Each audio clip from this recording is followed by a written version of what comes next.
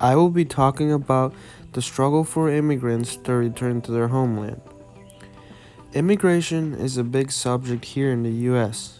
As of now, in 2022, there are a total of 46.6 million immigrants living in the United States. This represents roughly 14.2% of the total population. The US Census Bureau estimates that for the following years to come, this number is only going to continue increasing at a fast rate. Immigrants coming for the first time to the US already have many problems to deal with: language barriers, lack of employment opportunities, access to medical services, cultural differences, racism, and many other problems.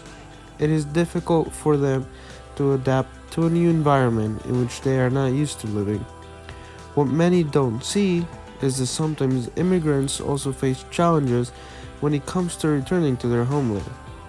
Whether it is by force or voluntary return, immigrants often have to deal with readapting to their original culture. Most of the time, they wish to go back to their homeland to see their relatives once again. Many immigrants have to deal with the fact that they left behind their old lives, friends, family, everything that made them who they are, to seek better opportunities in a new land. Oftentimes, the bonds they once possessed with people simply vanish. A great example of this comes from a documentary called I'm Leaving Now by Lindsay Cordero and Armando Crota. In the film, you meet a Mexican immigrant called Felipe Hernandez, who is desperately trying to return to his birthland. Throughout the film, you get to understand Felipe's wish to return. He is constantly suffering from depression, feeling lonely without his family there to cheer him up. He has 5 children, of which none of them even remember him at all. He feels as if he has missed out on many of his family memories, and he wants to go back to gain their love once again, to see them one more last time.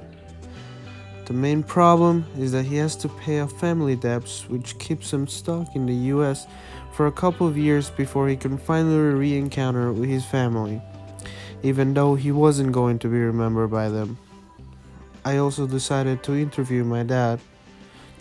He has been living in the United States for 21 years now. I asked him if he can share some things he has experienced in his years of living as an immigrant. Unfortunately, he did not want to be recorded, so I'll quote him instead. Here it comes. I came to this country looking for a better future for both my wife and my daughter. Yes, I was looking out for the American dream, which often becomes a nightmare. I did not think about what it would do to me. I left everything behind. My friends, my family.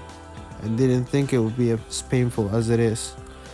I simply couldn't go back. I had to support my family economically, and now my son lives here with me. I cannot leave him alone. That's wrong. I just want to go back to see my daughter one more time, to see my family once again. The last time I saw my daughter physically, she was just a baby. I know she may not love me, but I do. I just want to see her one more time. I couldn't see her grow up. I don't want to miss out on more things. End of the example. Both examples show how often immigrants also struggle to go back to their home countries. They try to find a love that doesn't exist anymore and drown themselves in nostalgia. Most times, what's done is done, and you can't change it. You can't go back in time and fix the small mistakes you've made. And for them, they are forced to remember this for the rest of their lives. That's it. Thank you.